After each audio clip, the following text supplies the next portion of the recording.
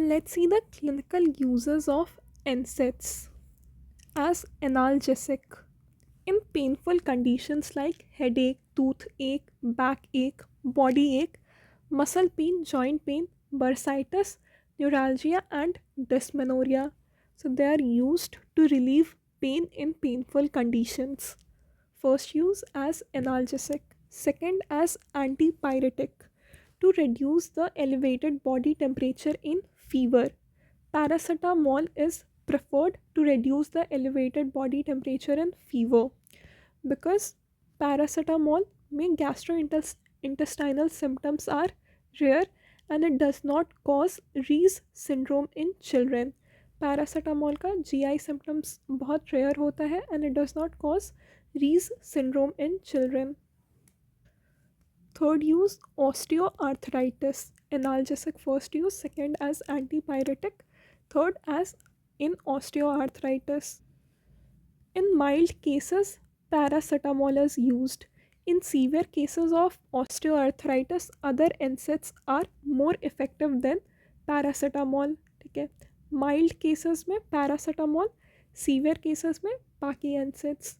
Topical agents like methyl salicylate, diclofenac gel, and capsaicin cream can also be used. So mild cases of osteoarthritis में paracetamol use करते हैं. Topical agents like methyl salicylate, okay, topical agents like methyl salicylate, diclofenac, and capsaicin cream can also be used. Then it is used in rheumatoid arthritis.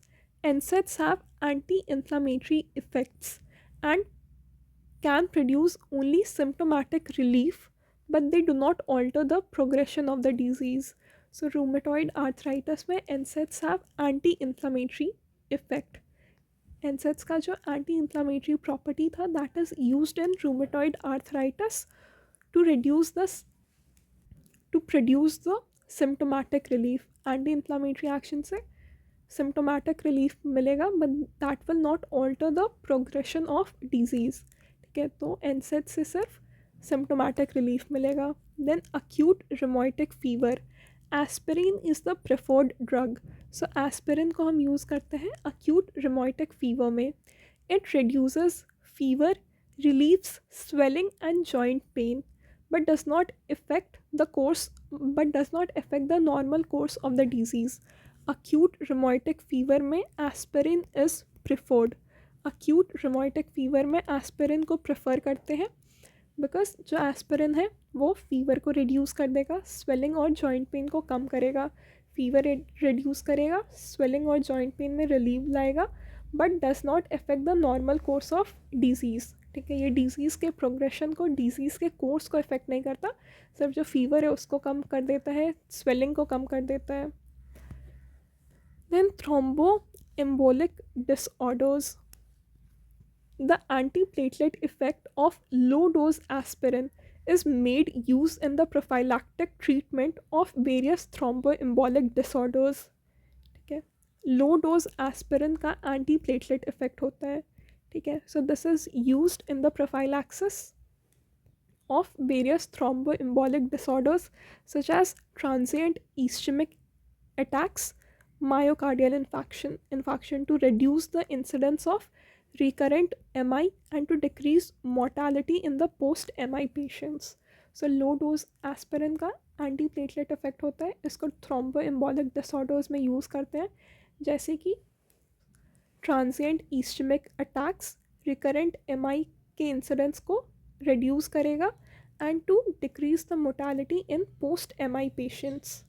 ठीक है, तो aspirin को acute rheumatic fever में prefer करते हैं, aspirin को thromboembolic disorders के prevention prophylaxis के लिए यूज़ करते हैं, जैसे कि रिकरेंट MI के एपिसोड्स को कम करेगा, पोस्ट MI में पेशेंट के मोर्टालिटी को रिड्यूस करेगा, ट्रांजिएंट इस्चमिक अटैक में यूज़ करते हैं.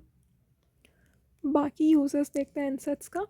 Medical closure of the patent ductus arteriosus. Indomethacin जो कि एक एनसेड है, it is used for the medical closure of patent ductus arteriosus. Medical closure of patent ductus arteriosus में indomethacin is preferred. Then colon and rectal cancer. Regular uses of aspirin is reported to reduce the risk of cancer. तो aspirin के regular use से colon और rectal cancer का जो risk है that is reduced. Aspirin is reported to reduce the risk and retard the onset of Alzheimer's disease. Aspirin से Alzheimer's disease का risk और ऑनसेट रिटार्ड होता है. ठीक है, एस्पिरिन के कारण अल्जाइमर डिजीज़ का जो रिस्क है वो कम होगा और उसका ऑनसेट भी रिटार्ड होगा. It is use to control radiation induced diarrhoea.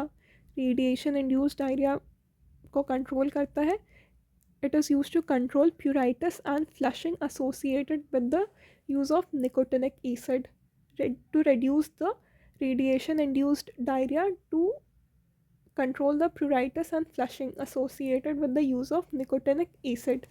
Low-dose aspirin may be useful in patients with preeclampsia.